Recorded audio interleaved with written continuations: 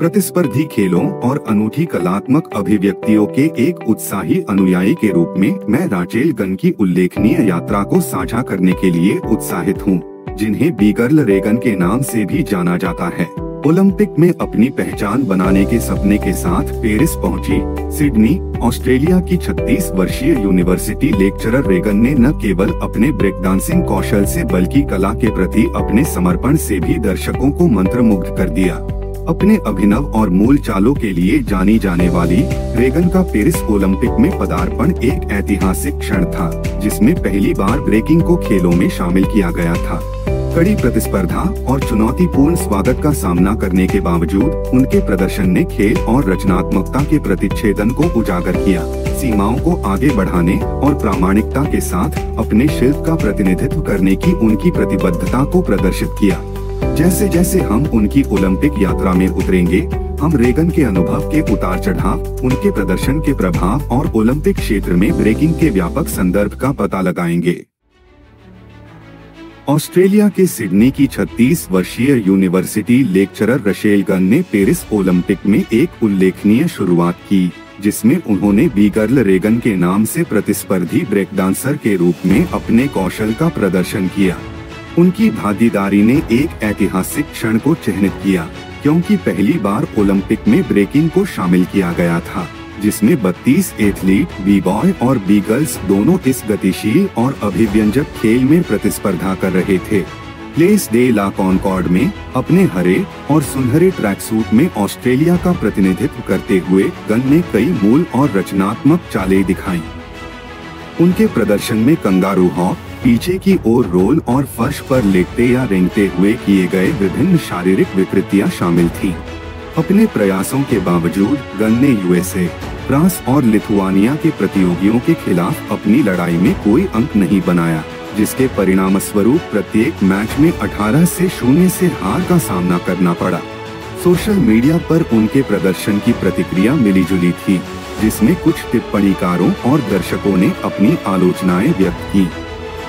X पूर्व में Twitter पर एक उपयोगकर्ता ने उनके रूटीन को बेहद हास्यास्पद करार दिया और यहाँ तक कि गायिका एडेल ने भी मजाकिया अंदाज में सवाल उठाया कि क्या यह ओलंपिक में हुई सबसे अच्छी बात थी। इस व्यापक चर्चा के बीच कि क्या प्रदर्शनों को गंभीरता से लिया जाना चाहिए था, आलोचना के बावजूद रेगन अपने शिल्प के प्रति प्रतिबद्ध हैं।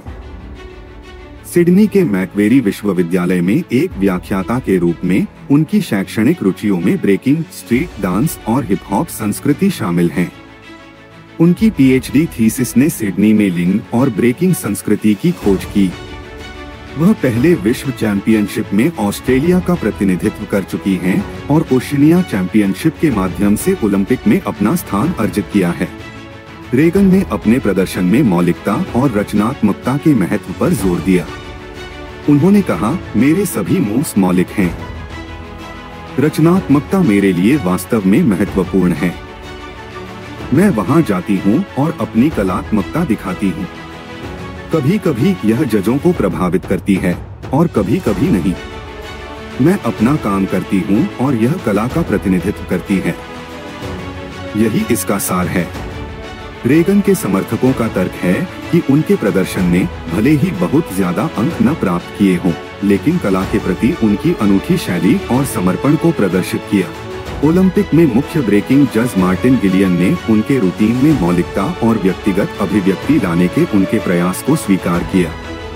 वर्ल्ड डांस स्पोर्ट फेडरेशन के महासचिव सर्गेई निफोंटोव ने नकारात्मक सोशल मीडिया प्रतिक्रिया के बारे में चिंता व्यक्त की, इस बात पर जोर दिया कि इस तरह की प्रतिक्रियाएं खेल की प्रतिष्ठा और प्रगति को नुकसान पहुंचा सकती हैं। ब्रेकिंग, जिसकी शुरुआत 1970 के दशक में न्यूयॉर्क शहर की सड़कों पर हुई थी, रचनात्मक अभिव्यक्ति का एक रूप है जो ब्लैक और लैटिनो समुदायों से उभरा है। यह रैपिंग, डीजेइंग और भित्तिचित्र कला के साथ साथ हिप हॉप संस्कृति का एक प्रमुख तत्व है। जबकि अंतर्राष्ट्रीय ओलंपिक समिति (IOC) ने युवा दर्शकों को आकर्षित करने के लिए खेलों में ब्रेकिंग को शामिल किया, यह 2028 लॉस एंजल्स ओलंपिक में शामिल नहीं किया जाएगा और इसका भविष्य ओलंपिक में शामिल होना अनिश्चित है। रेगन की ओलंपिक यात्रा ब्रेकिंग में निहित चुनौतियों और कलात्मक भावना दोनों को दर्शाती है।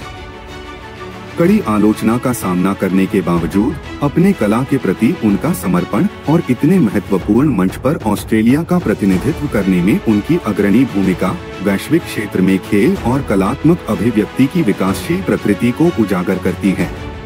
ऐतिहासिक क्षण को इस जीवंत नृत्य शैली की व्यापक स्वीकृति और प्रशंसा की दिशा में एक अग्रणी कदम के रूप में याद किया जाएगा। आइए हम उनके साहस, उनकी रचनात्मकता और उनके जुनून के प्रति उनकी प्रतिबद्धता का सम्मान करें। ऐसा करके हम न केवल उनके योगदान को पहचानते हैं, बल्कि आधुनिक खेलों की विविधतापूर्ण और गतिशील प्रकृति को भी अपनाते हैं। राचेल गन की कहानी हम सभी को अपने जुनून को अडिग समर्पण के साथ आगे बढ़ाने और प्रत्येक एथलीट द्वारा अपने खेल में लाई जाने वाली कलात्मकता और व्यक्तित्व को महत्व देने के लिए प्रेरित करती है। बीगर्ल रेगन के रूप में पेरिस ओलंपिक में राचेल गन की यात्रा नवाचार और दृढ़ता की भावना का प्रमाण है। उनके प्रदर्शन हालांकि मिश्रित प्रतिक्रियाओं के साथ मिले, लेकिन ब्रेकिंग के सार को मूर्त रूप देते हैं, एक नृत्य शैली जो रचनात्मक अभिव्यक्ति और व्यक्तिगत कलात्मकता में निहित है। रेगन का अपने शिल्प के प्रति समर्पण, सीमाओं को आगे बढ़ाने की उनकी इच्छा और वैश्विक मंच पर ऑस्ट्रेलिया का प्रतिनिधित्व खेल भावना और कलात्मक प्रयास के सच्चे दिल को दर्शाता है। ओलंपिक में उनकी उपस्थिति केवल स्कोर या पदक के बारे में नहीं थी, बल्कि खेल और कला के अनूठे मिश्रण का जश्न मनाने के बारे में थी।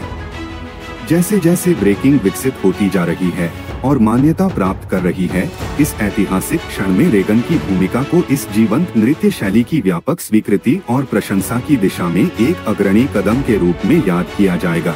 आइए हम उनके साहस, उनकी रचनात्मकता और उनके जुनून के प्रति उनकी प्रतिबद्धता का सम्मान करें। ऐसा करके हम न केवल उनके योगदान को पहचानते हैं, बल्कि आधुनिक खेलों की विविधतापूर्ण और गतिशील प्रकृति को भी अपनाते हैं। राचेल गन की कहानी हम सभी को अपने जुनून को अडिग समर्पण के साथ आगे बढ़ाने और प्रत्येक एथलीट द्वारा अपने खेल में लाई जाने वाली कलात्मकता और व्यक्तित्व को महत्व देने के लिए प्रेरित करती है।